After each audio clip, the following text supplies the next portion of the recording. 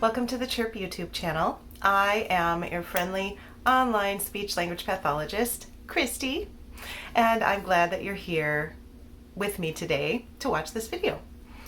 I am going to talk about meltdowns today. We have been talking in this wonderful series on the pyramid model about preventing challenging behavior through many various strategies that are all wonderful. Please watch all of them in that link up there. There's a playlist.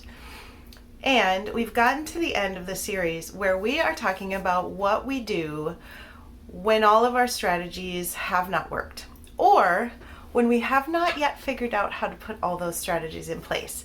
And so meltdowns and tantrums have occurred. In my last video, I talked about how to manage a tantrum. And in this video, I'm going to talk about how to manage a meltdown. The two things are very different, as I talk about in that video right there, and we handle them in slightly different ways. In today's video, I'm going to give you 7 tips for managing a meltdown. Let me quickly contrast a tantrum and a meltdown. A tantrum is behavior that is meant to manipulate someone else. When your child wants something, doesn't get it, throws a tantrum in order to get it, this is a tantrum. A meltdown, on the other hand, is when a child completely falls to pieces and is unable to pull herself out. Even if at this point you gave her what you think she wants, she wouldn't be able to calm herself down right away. Because meltdowns come from overwhelm and the child is out of control. The child is not trying to manipulate anyone. The child has lost it. It is a red alert moment, and we as the grown-ups in this situation need to know how to handle it. The first thing I want to say is that you should have in your mind, perhaps on paper, some ideas of what the progression of your child's meltdown often looks like. Usually they're very predictable. Usually they follow a pattern.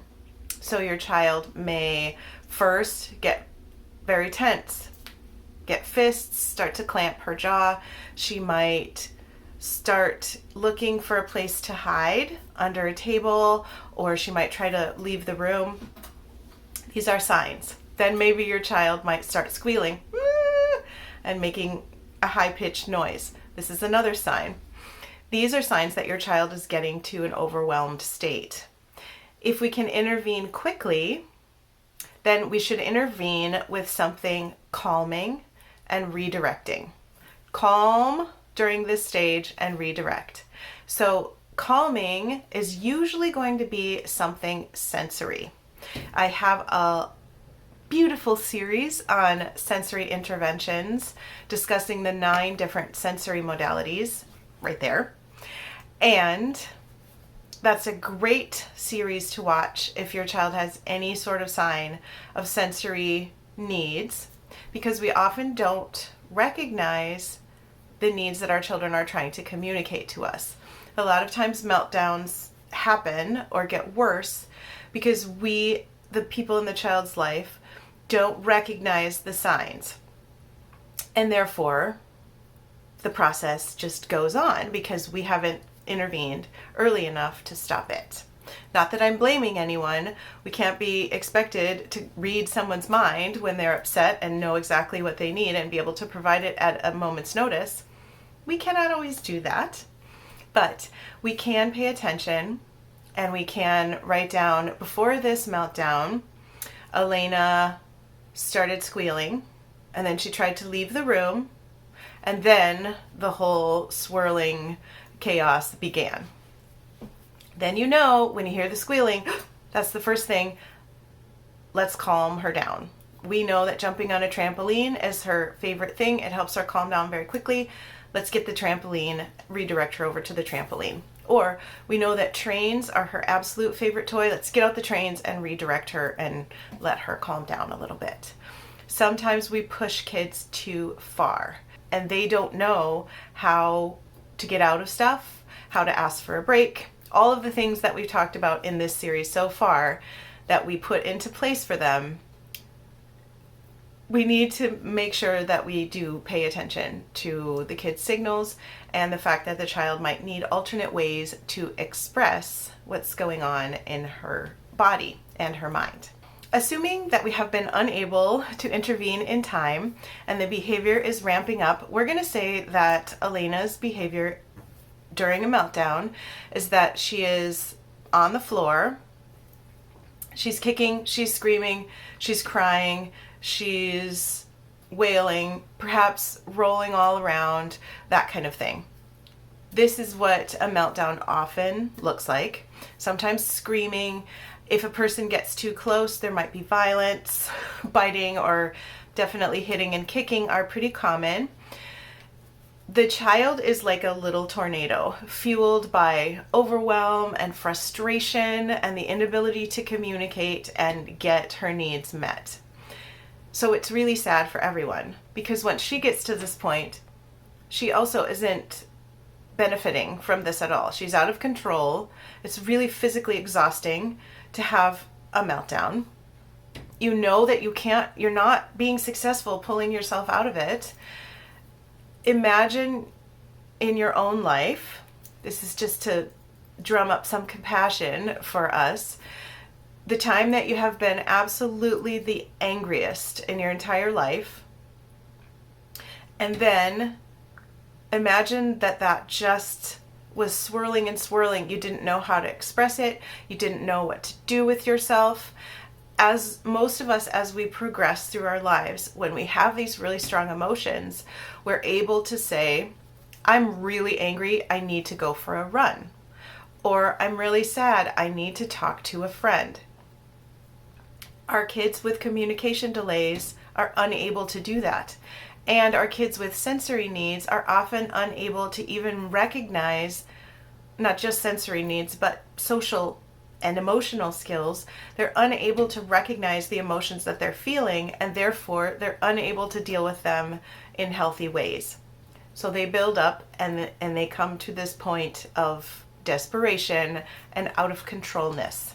Our job as the adults, the teachers, the parents, the loved ones in some capacity, is to provide a safe environment for children to fall apart and to guide them and encourage them as they figure out how to recover, and then eventually, of course, how not to fall apart like that in the first place. Elena has fallen apart.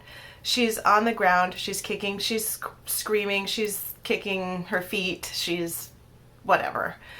Our first job is to remove extraneous input. This includes other people, and it includes items such as a jar of pencils or the TV remote, or anything that could be weaponized. We would like to remove if at all possible. It might be a good idea, if you're having frequent meltdowns in your house, to kind of keep things minimal in order to prevent a vase from becoming a missile. Hopefully this is not a super common occurrence for you. But in this situation, Elena is throwing things as well. So what I'm doing is I'm going around and I am moving things back. I have told the other children, there are 2 siblings, and I've told them I'm making this up, but similar stories have happened. I'm changing all the names to protect the innocent. I have escorted the other children into a different room and I've shut the door. I have turned all the lights off and I have turned my own voice way down. So I am very calm. Keep in mind, your first job is to keep everyone safe, and you're doing that by moving everyone else out of the area. Then your second job is to keep yourself calm. It really does help to have a team in managing these really challenging behaviors, because sometimes I have lost my cool and I have been unable to successfully deal with really long, drawn-out meltdowns or tantrums. I find tantrums much worse because they're meant to be manipulative, and that's irritating. It bugs that justice part of me that says, oh, stop it. I'm not getting you a candy bar, especially not now. But with a meltdown, the child is not enjoying herself either. It's not fun for the child. She's not trying to manipulate me. She's just out of control. And she needs my compassion and my assistance to return to equilibrium. I find that that encourages me to be a lot more compassionate. So that is step 1. Remove extraneous input. Step number 2, this is kind of similar. I would like to calm the environment. If there's a dryer going, stop the dryer. If there are lights, music, some kind of media going, even though I hope you don't play the TV all the time in your home. If it's on, turn it off. We don't want any extra stimuli going in the child's brain because the brain is overloaded. I like to think in my head of a meltdown as a tornado. And you know how a tornado, the reason it's dangerous is because it bashes down buildings and stuff, but it sucks up stuff into itself and then spits it out. And so it damages because it's spinning, but it also damages because it gathers more fuel as it goes. This can happen with our children as well who are experiencing a meltdown. Any words that you try to say, any noises that come in, strong smells, things that are too much for their sensory system can contribute more fuel to this tornado that's happening for the child. We want to calm everything way down. Step number 3, minimum verbal input. We do not want to say very much. We need to be very careful in the words that we do use because they also can contribute to that tornado having more fuel in it. What we do not want to do is shame the child. Well, I am very disappointed in you, Elena. I cannot believe you'd fall apart like this. We've talked about this 100 times and you can't hold it together. That's just tragic. Don't do that to any child. We don't want to talk about consequences at this time. And in fact, there shouldn't be any consequences to a meltdown because the child is not in control of herself at this time. I don't mean that if the child messes something up that she shouldn't maybe clean it up when she's done with your help. For example, if she tips over your iced tea, she could definitely help you clean it up. But and apologizing for our behavior is a good thing to do, but there shouldn't be any retribution or punishment for a meltdown. It's like getting sick when you get a virus. You don't apologize for getting sick. The virus happened. You succumbed to it. We want to do better next time. Maybe we need to wash our hands better. Maybe we need to not hang out with people who are sick. But a virus led to a sickness. That happened to me this week, by the way. And so it is with a meltdown. The stimuli happened. It was too much for that child on that particular day. The meltdown happened. She did not cause it to happen to herself. She couldn't get out of it at that time with the skills that she had. So yes, we want to think later, at the end, later, about how we could avoid it next time. But we don't want to talk about consequences. Also, we don't want to try to logic the child out of it. The child is beyond logic at this point. She cannot be convinced that her behavior is irrational because she might know that it's irrational, but that doesn't mean that she can stop it. Step 4, make sure that you have some kind of a recovery zone. You can call it a recovery zone. It can be a take a break area as well.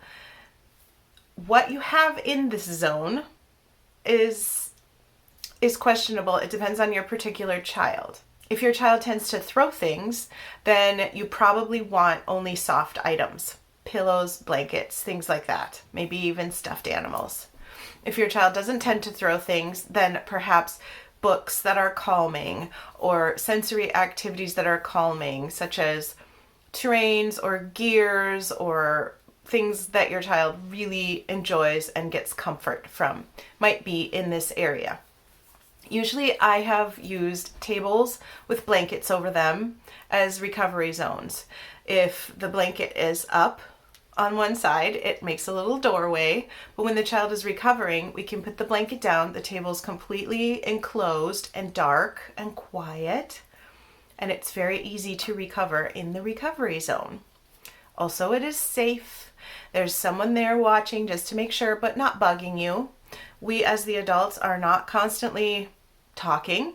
We are just helping. We are accompanying the child on the journey of recovery. Of course, if the child is kicking and screaming and trying to bite everyone nearby, you don't want to be too close, but you can't be far away either. You have to constantly watch the child to make sure she doesn't run out the front door, she doesn't actually hurt herself, and so that you know where she is in the recovery journey.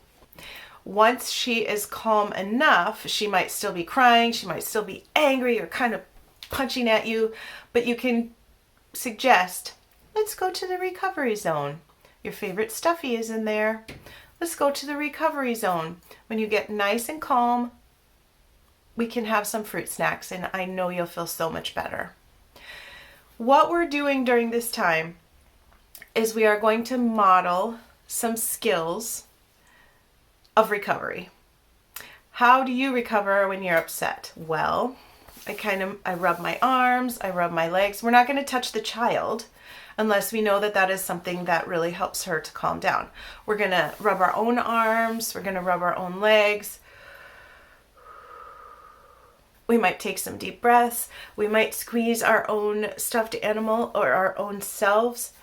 We're going to model some of these skills that most of us have or used at some point. A lot of us as adults can talk ourselves down in our heads now, somewhat. But we didn't have those skills as a child. We had to do some other things.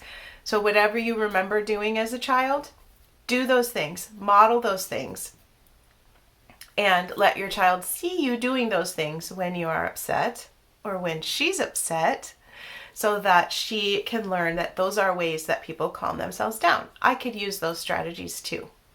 This whole process of getting the kid from the red alert down to equilibrium again, there's a lot of waiting sometimes.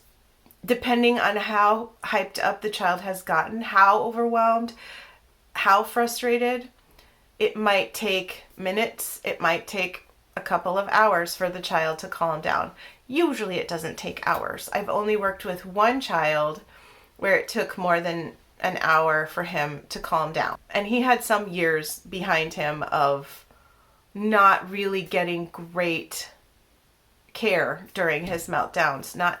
Nobody really knew what to do. And so once we started working on it in an appropriate and compassionate way, his meltdowns were a lot shorter, which is wonderful.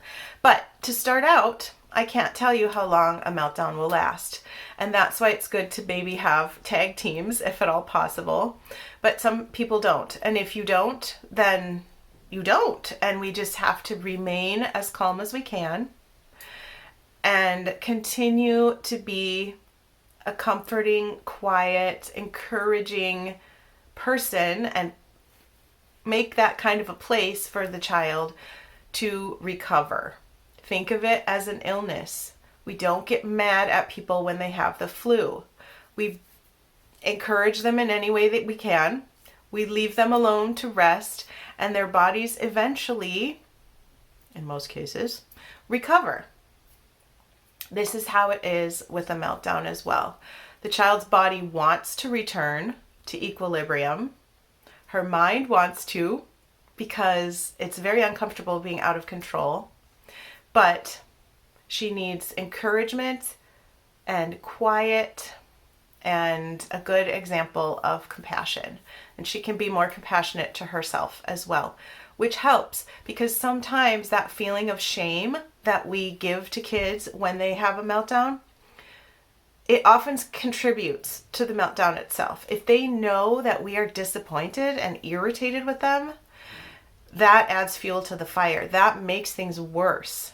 So we want to be very careful with our attitudes and the words that we use when we are dealing with a child who is having a meltdown or who has a history of meltdowns. Step 6, when the child is calm, when the child is maybe only crying a little or doing that funny jerky thing that we do after we've cried really hard. Maybe she's not hitting anymore. She's still in her tent, but maybe she's opened up the little flap a little bit. We can say, oh, all better, or all done, or are you ready for a tissue? Are you ready for a drink?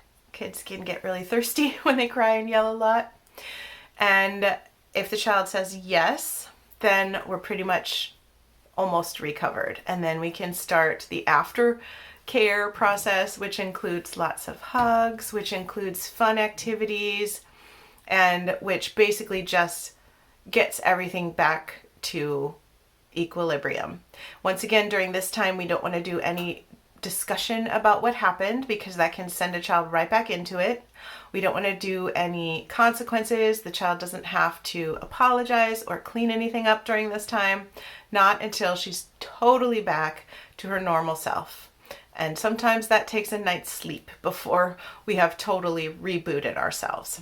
During the time when your child is in the grip of this meltdown, the only words you should really use are encouraging ones and short phrases. Pretty much the same words over and over. This will be done soon. You are calming yourself down. I'm right here when you need me. When you're done, we will have a drink and a snack. You're in the recovery zone, working on recovering. Whatever phrase that you want to use, make sure that it speaks to the fact that this is not a terminal condition. This is not something that's going to last forever. She's going to recover. She's going to get back to normal. You believe in her. You're right there. You're keeping her safe. Whatever those things are. Don't keep on saying these phrases all the time. It's very tempting to continue talking, to kind of cover up the space but like I said, that is adding fuel to our tornado.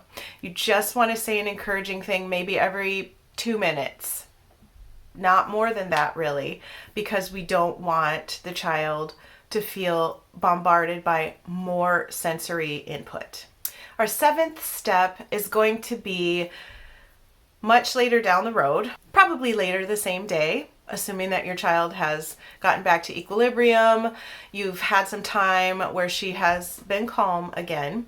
This is where we want to talk about what happened a little bit. This assumes that your child has the ability to communicate in an effective way about her feelings and about what happened. Some kids do not, in which case we have to take the onus of the conversation and use a lot of visuals. I've done this in multiple different ways. One of the ways I'll go through first is with the child who can communicate verbally. And what I did was to say, I realized that you got really upset when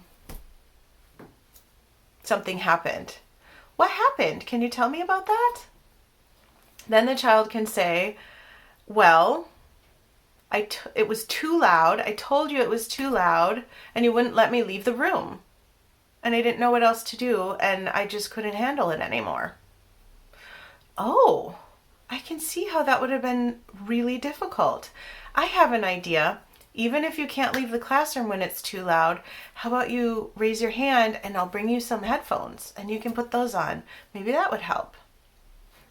That is a great plan and we move forward with that plan and then maybe we don't have that problem in the future. On the other hand, I have worked with kids who had a lot of meltdowns, who were not able to communicate effectively, who maybe didn't have any back and forth social skills, maybe weren't even engaged with other people, but I could notice what happened right before this meltdown. I've talked about one of my clients multiple times because he's one of my favorite kids ever. When I first started working with him, if you got too close at the beginning, even in the same room with him while he was playing with his Thomas the Tank Engine cars, he would flip out. He would have a meltdown. He just couldn't handle anyone else coming anywhere near his favorite stuff. It was too much for him. And so I wasn't able to talk with him about this because he didn't recognize his own patterns and he wasn't very, very communicative verbally at that stage. But I noticed it And so then I was able to start providing him words for what he was experiencing, such as if I was standing in the doorway of the room and he was starting to get tense, I could say, "Christy, back up." And he was able to say, "Christy, back up." And then I would back up, and then he felt agency. He felt like he had some control in the situation so that he didn't have to flip out. He did not have to melt down. He could use words instead to tell me to back up and give him his space. Sometimes we can talk about it and ask the child about their own experience. Sometimes we have to figure out what we think is going on just based on what we see. Either way, step 7 is the one where we make a plan to hopefully prevent the next meltdown. And that leaves us with hope, and it leaves us with excitement that there are ways around this. This happened this time, but it doesn't have to happen. We can keep on getting better. If the next one happens, we do the same thing. We adjust. We figure out what the triggers were. We figure out what pushed the child over into overwhelm, and we intervene before that. We add sensory experiences. We subtract loud things or smelly things or too many people in the room or a dog stealing the child's favorite toy.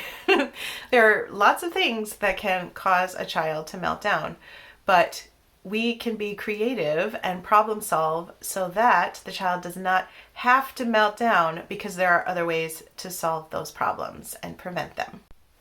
We can't make the world a perfectly unthreatening, untriggering place, and we shouldn't. Everyone should have to deal with things that make them uncomfortable, because that's the only way we learn how to stay calm in situations where we're uncomfortable.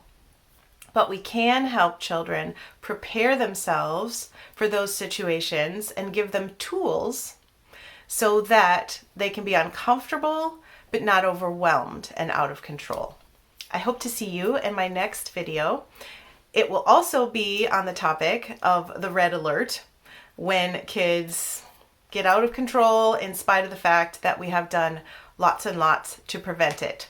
Sometimes it does happen, and I'm here to help you prepare for those moments. Leave any questions down below.